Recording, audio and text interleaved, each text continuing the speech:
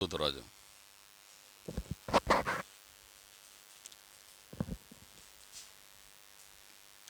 बहुत बहुत good morning सब बच्चों को। हैव ए नाइस डे बेटे। आज हम लोग उस लॉ को पढ़ेंगे जिनकी देन है आप हम लोग आज जनरेटर यूज कर रहे हैं। बहुत ऐसी डिवाइस है जो in the absence of electricity be used. Faraday law आज बेटे महत्वपूर्ण टॉपिक है। फैराडे लॉ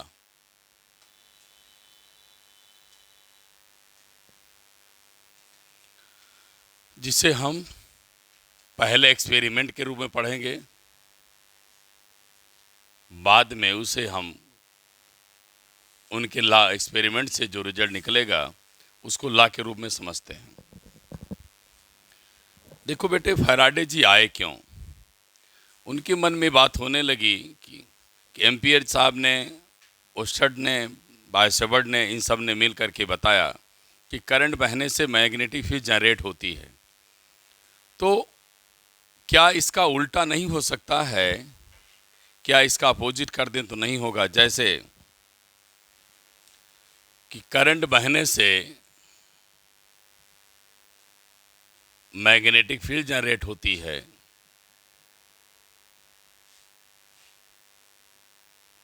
तो क्या मैग्नेटिक फील्ड के वेरिएशन से करंट जनरेट होनी चाहिए?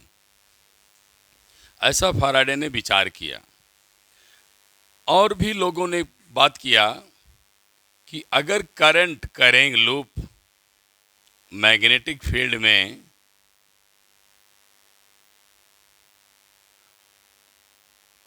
प्लेस किया जाता है बेटे, तो टार्क एक्सपीरियंस करता है।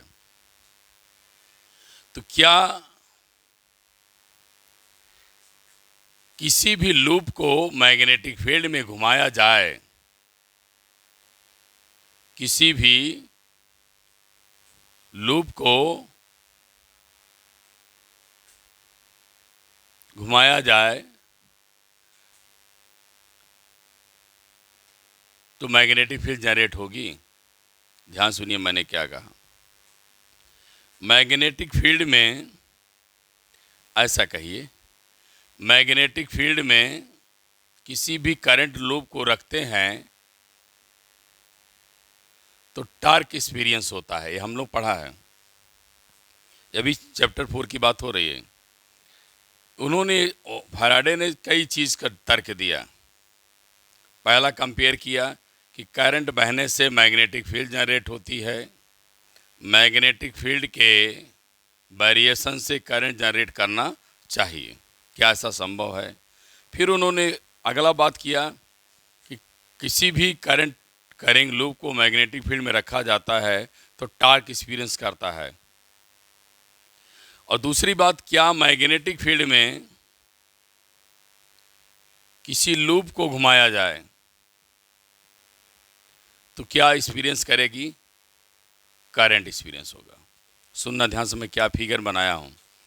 किसी भी करंट करेंट लूप को मैग्नेटिक फील्ड में रखेंगे तो टार्क एक्सपीरियंस करता था। टाउ इक्वल टू क्या? NIAB sine theta. फिर उन्होंने कहा क्या मैग्नेटिक फील्ड में किसी लूप को रोटेट करा दें, करंट जनरेट करेगी? ध्यान सुनना, मैग्नेटिक फील्ड में किसी लूप को रोटेट करा दिया जाए तो करंट जनरेट करेगी? हाँ, करंट जनरेट करेगी। इसी लॉ पे जनरेटर काम करता है। इसी लॉ पे जनरेटर काम करता है कि मैग्नेटिक फील्ड में किसी लूप को रखा गया,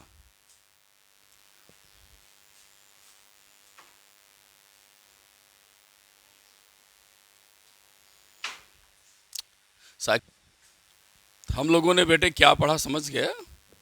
ये चैप्टर 4 की बात हो रही है कि करंट फ्लो करने से मैग्नेटिक फील्ड जनरेट होती है। किसने बताया था? ओस्टर्ड ने। बायसेवर्ड ने तो वैल्यू बता दिया था। फिर उसके बाद मैग्नेटिक फील्ड जनरेट की जाएगी तो करंट प्रोड्यूस होगी। हाँ, ऐसा फैराडे जी ने कहा है, अभी मैं एक्सपेरिमेंट बताऊंगा तब। फिर आपने पढ़ा है 4th चैप्टर में, किसी करंट कैरिंग कंडक्टर को मैग्नेटिक फील्ड में रखा जाए या किसी करंट कैरिंग लूप को, ये कहिए एक करंट बना दिया है, मैग्नेटिक फील्ड में रखेंगे तो टाउ इक्वल टू क्या जनरेट होता है, या ना ABC। लूप को मैग्नेटिक फील्ड में डालेंगे, करंट को मैग्नेटिक फील्ड में डालेंगे तो टॉर्क एक्सपीरियंस करेगा। और किसी मैग्नेटिक फील्ड में किसी लूप को रोटेट करेंगे तो करंट जनरेट होगी। इसी प्रिंसिपल पर हमारा जनरेटर काम करता है, क्योंकि नॉर्थ और साउथ पोल बने रहते हैं और एक लूप क्या करता है, उसके अंदर रोटेट करता है, उसी से बेटा मुझे करंट मिलती है। शायद समझ गए आप लोग। फैराडे जी इतना ही नहीं सोचा, बहुत सारी चीज़ें उन्होंने सोचा कि यार करंट बहने से मैग्नेटिक फील्ड जनरेट होती है, तो मैग्नेटिक फील्ड से करंट भी होना चाहिए। फिर उनके दिमाग में आया कि हमने 4th चैप्टर 4 में पढ़ लिया है कि करंट करेंग लूप मैग्नेटिक फील्ड में जाता है तो टॉर्क एक्सपीरियंस करता है। टॉर्क मीन्स घुमाना, और किसी लूप को घुमा दिया जाए मैग्नेटिक फील्ड में तो करंट जनरेट होनी चाहिए। इसी लूप पे इसी जनरेटर बना हुआ। अब इसी के बाद बेटे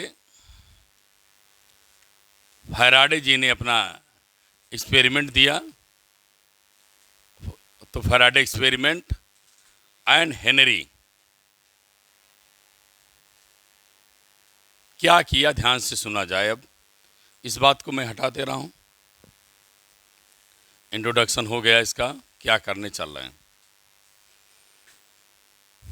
देखिए। आइए, तो फैराडे जी ने बेटा हमें जो ला दिया था 1831 में दिया था, लेकिन इससे पहले उन्होंने बहुत सारी बातें सोचा। क्या सोचा, आइए देखा जाए। तो उन्होंने बेटा एक कॉइल ले लिया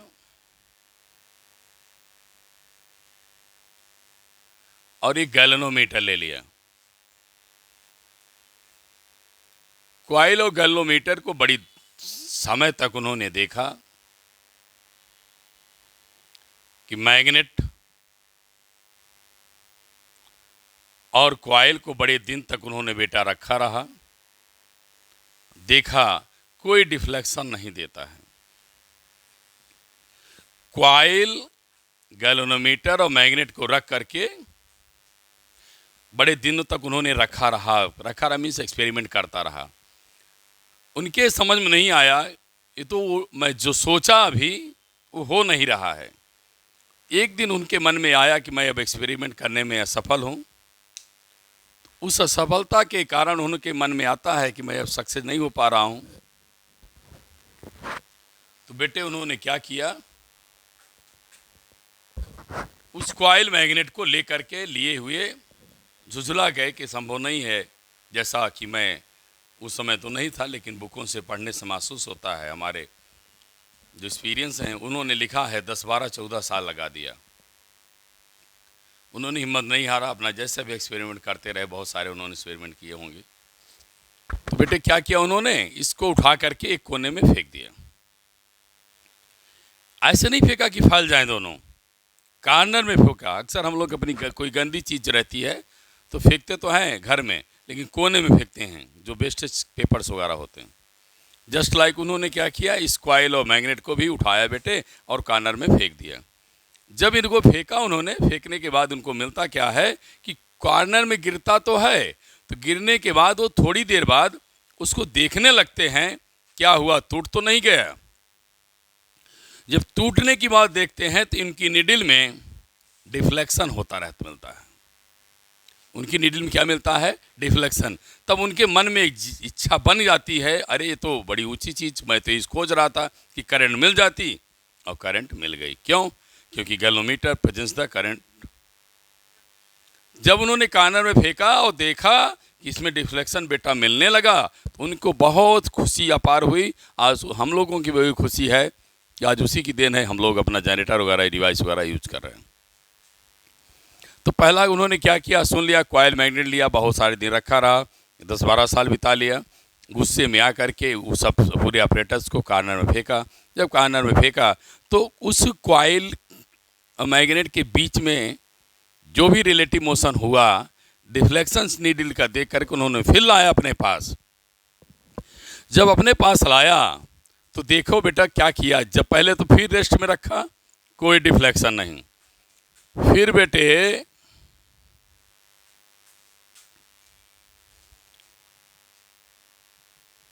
कॉइल,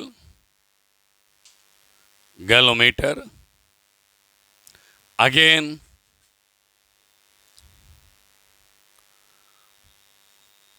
कॉइल, गैलोमीटर ले लिया।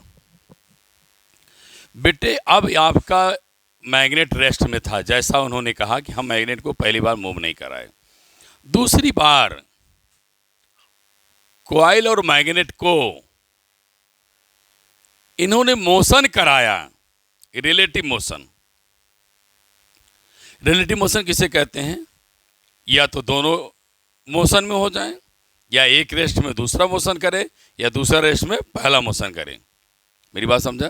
तो मैंने क्या किया, सपोज किया है रेस्ट में है,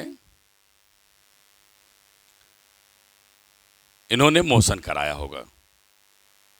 अब बड़े ध्यान से सुनिए, जब इन्होंने इसको मोशन कराया, इसके पास आया, तो देखते हैं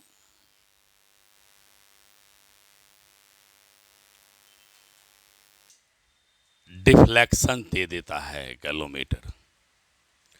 और जब इससे मूव दूर करते हैं बेटे,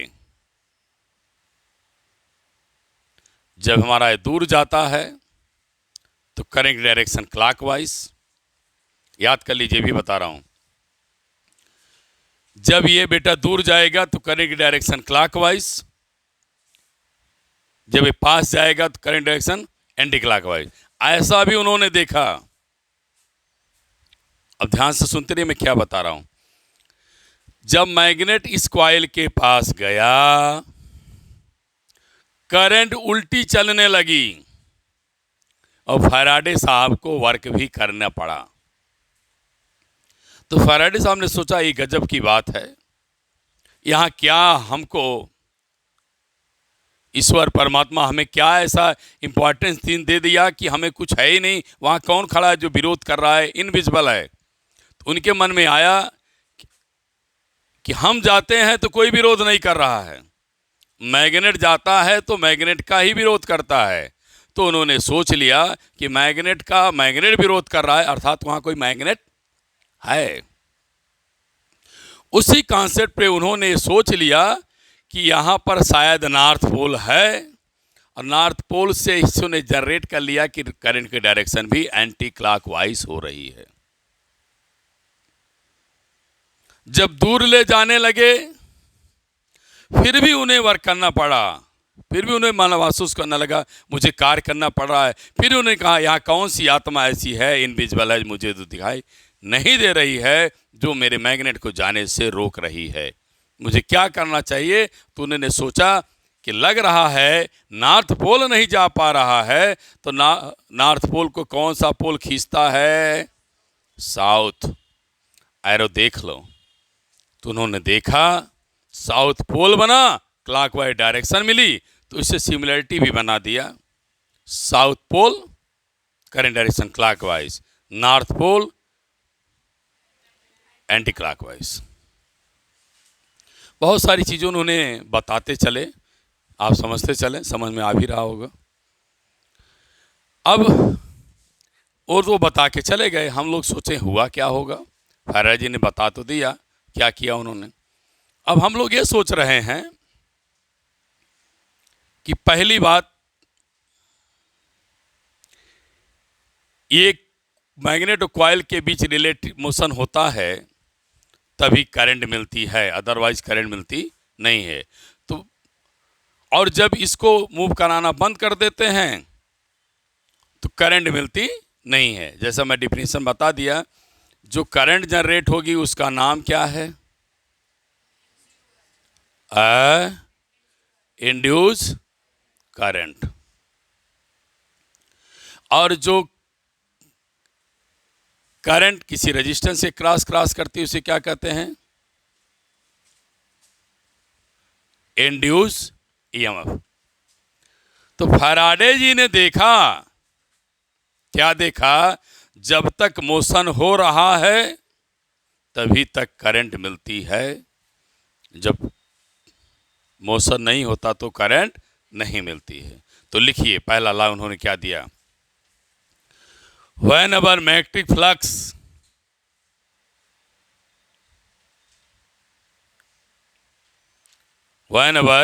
flux linked with coil changes, whenever magnetic flux linked with coil changes with coil induce EMF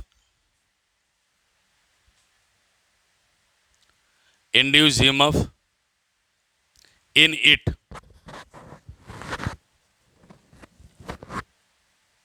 मतलब बेटा समझ गए? whenever जब फ्लक्स लिंक्ड करता है, जुड़ जाता है, मिल जाता है। फ्लक्स लिंक का मतलब हुआ जब ये कॉइल पास आएगी, बिटिया बेटे सुने, जब ये कॉइल मैग्नेट को पास आएगा तो मैग्नेटिक फील्ड लाइन क्या करेंगी? अंदर से बोलो, बोलो यार, पास करेंगी। मैग्नेटिक फील्ड क्या करेंगी? और कल मैं पढ़ा के भेजा है लास्ट लेक्चर में, मैग्नेटिक फील्ड लाइन एरिया से पास करती है तो क्या मिलता है? बोलो। हाँ, क्या मिलता है? आवाज ही नहीं आई। हाँ, क्या मिलता है? और लिखाया क्या हूं देखिए, whenever मीन्स जब तक magnetic flux link with coil change induce EMF across it, जब तक फ्लक्स में चेंज आती है, बोलो बेटा, फ्लक्स में जब तक क्या आता है? चेंज आता है, तभी तक क्या मिलता है? बोलो, ईएमएफ मिलता है। क्या मिलता है? ईएमएफ। अगला लिखिए,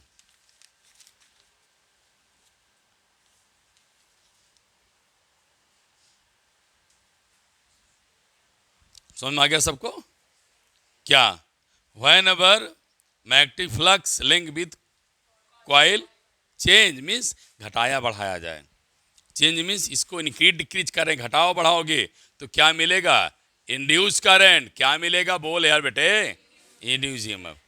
और ये तब तक बना रहता है जब तक फ्लक्स में चेंज करते हैं। बोलो यार, जब तक बना रहता है जब तक फ्लक्स में चेंज करते हैं। ध्यान देना मेरी बात को, मैं बहुत ऊंची चीज बोलने चाह रहा हूं। इंड्यूस ईएमएफ ये बहुत ऊंची चीज है, ध्यान से सुनेंगे तभी समझ आया। इंड्यूस ईएमएफ फ्लक्स पर नहीं डिपेंड करेगा, फ्लक्स के चेंज पर मेरे बेटे। क्यों? फ्लक्स चेंज का मतलब समय के साथ आप उसे आगे पीछे करेंगे।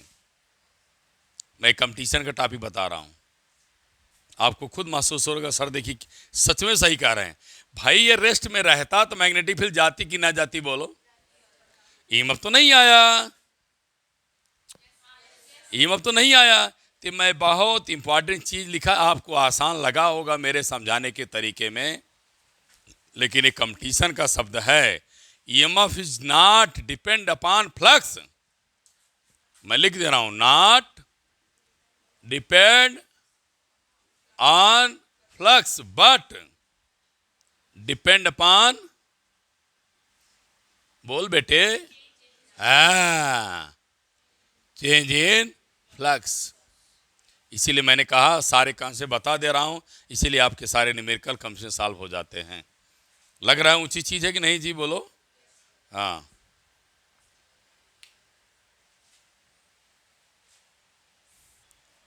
हो गया, कंप्लीट कर लिया। इंड्यूस ईएमएफ उसी में लिखिए, मैं लिखा दूं।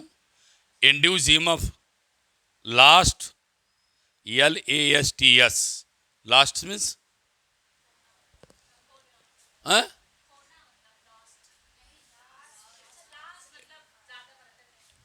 तब तक बना रहेगा, लास्ट में अंतिम क्षण तक। LASTS लिखो, induce EMF last so long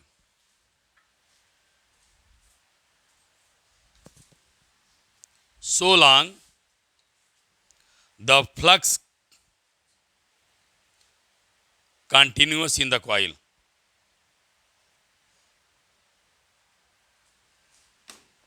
तब तक बना रहता है बेटे जब तक उसमें flux continuous in coil, flux continuous में चेंज होता रहता है। फ्लक्स क्या करता है? कंटिन्यूस में चेंज होता रहता है। समझ में आ गई बात बढ़िया से? भूलेगी तो नहीं? हैं? भूलना तो नहीं चाहिए ना। बोलो कि फैराडे ने क्या कहा?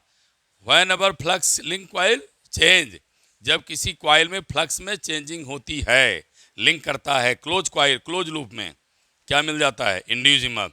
इंड्यूस ईएमएफ तब तक बना रहता है जब तक उसमें फ्लक्स चेंज होता रहता, अदरवाइज नहीं। अब लिखिए बेटा सेकंड लॉ।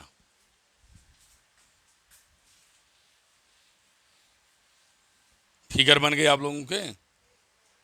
बोलिए।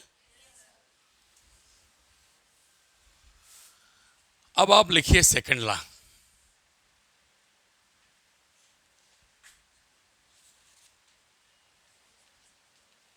Magnitude of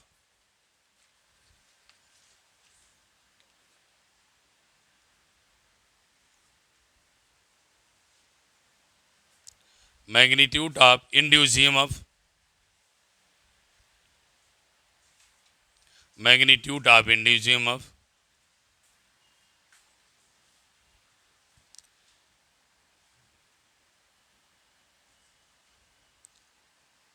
is directly proportional to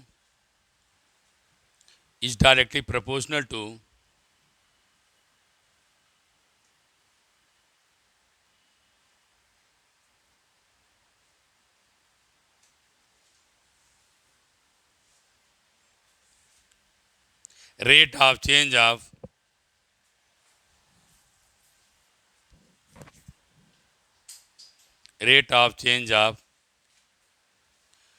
magnetic flux in the coil.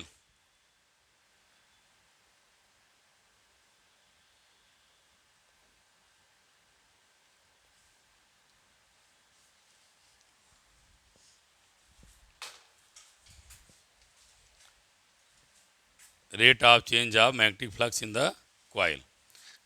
अब मैं लिख रहा हूं बेटे आगे लाखों।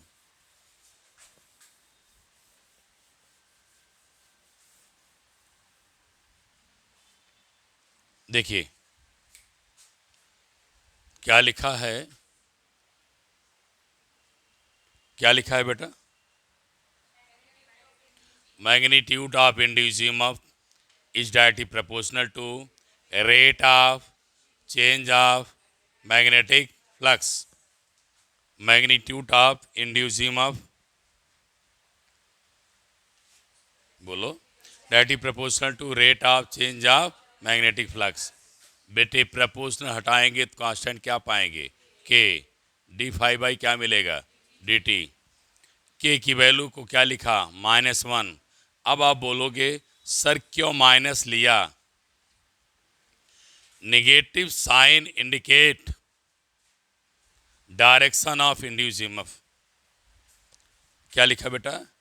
नेगेटिव साइन लिख दे रहा हूं, नेगेटिव साइन इंडिकेट,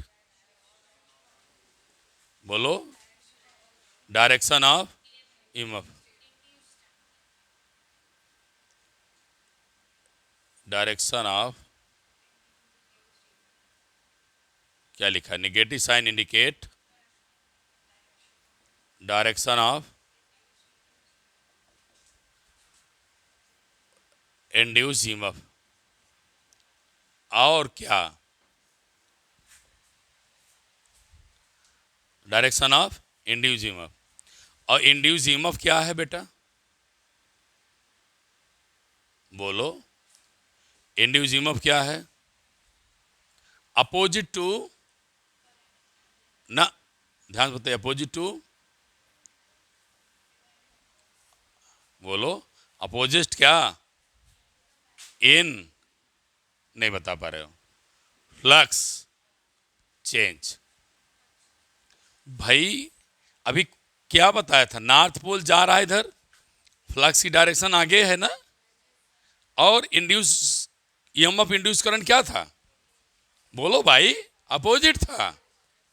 क्या था? अपोजिट।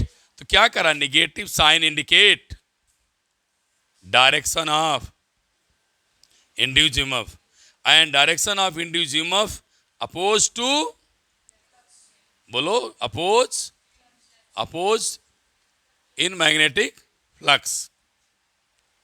बोलो, क्या करता है? उनकी डायरेक्शन को वो अपोज करता है। नहीं समझ में बात? आगे फिर देखिए, अभी और इसमें बताना है बेटा। ये तो सिंगल लूप के लिए है।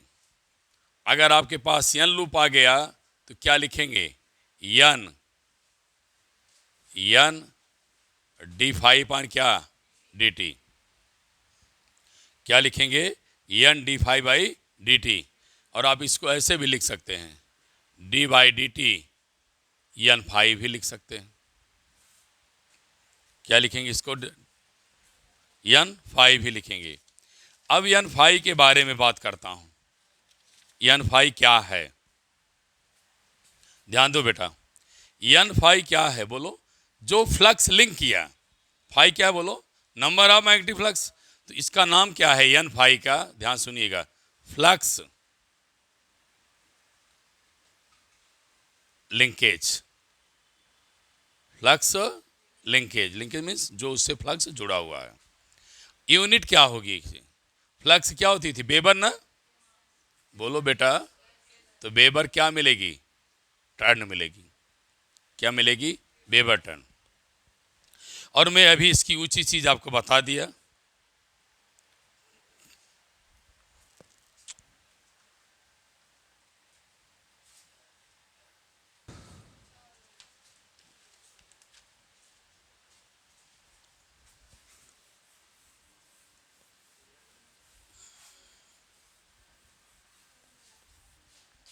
ये बातें अभी हो गई थी। E depend, E not depend ना बेटे? बोलो, नॉट डिपेंड क्या?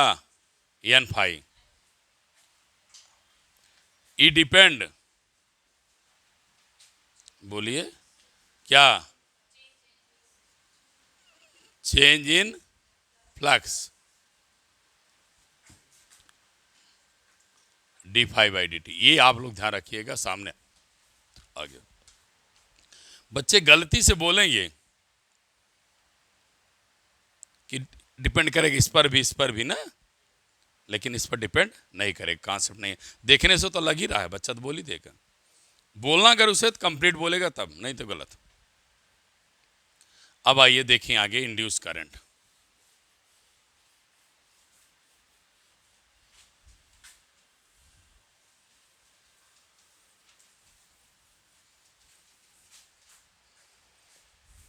इंड्यूस करंट लिखे, induce current and induce charge.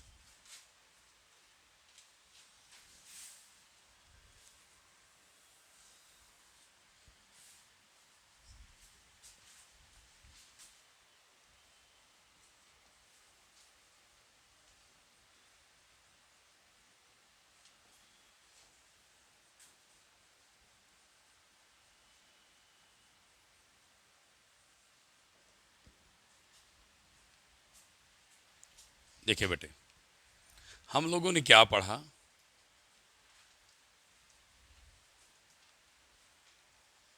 Equal to N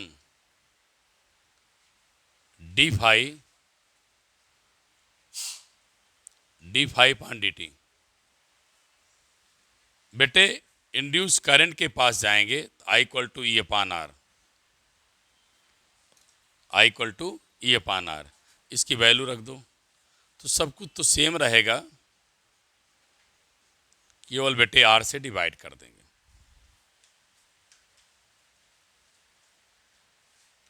समझ में आ गई बात? आई किस पर डिपेंड कर लेगी फिर? आर पे।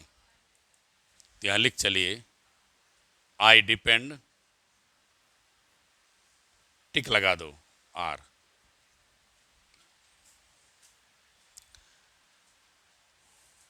फिर एक चीज और, ई आर पर डिपेंड किया?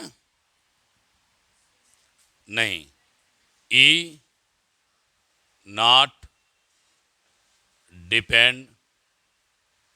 डिपेंड्स किस पे, आर, आर पर निर्भर नहीं किया। देखते चाहो बहुत ऊंची चीज़ आपको भी लग रहा होगा कि सर हमारे जो कुछ बता रहे हैं वो अच्छी चीज़ है, क्योंकि हम इसको ध्यान से नहीं देख सकते थे। ई डिपेंड किया आर, आई डिपेंड किया आर पे, लेकिन ई डिपेंड नहीं किया आर पे। इट मीन्स कॉइल के रेजिस्टेंस पर नहीं डिपेंड करेगा, कॉइल के रेजिस्टेंस पर नहीं निर्भर करेगा। कॉइल ऑफ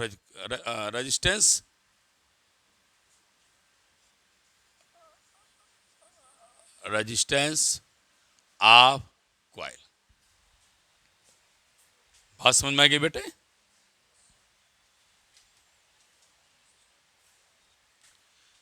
करंट को भी देख लिया बेटे, ईएमएफ को दे लिया, और चार्ज की बात करें, Q इक्वल टू क्या होता, I T.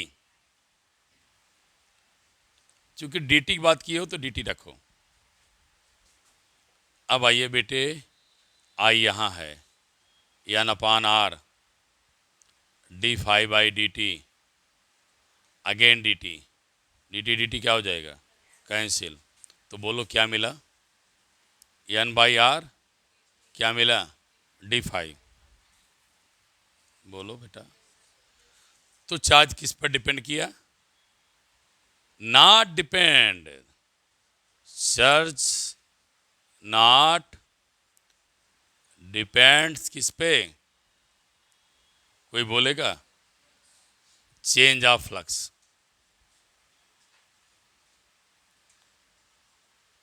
Change of flux. अब भाई dt आया नहीं, dt नहीं आया ना, तो चार्ज फ्लक्स पर डिपेंड नहीं किया।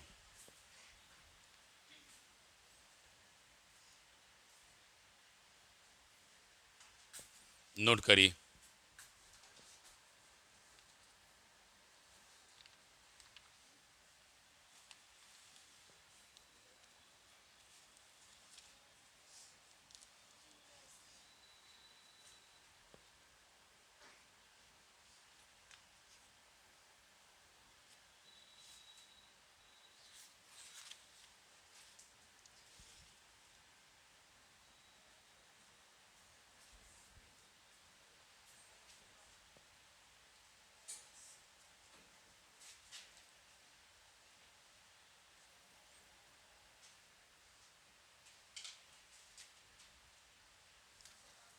हाँ ऑन करो।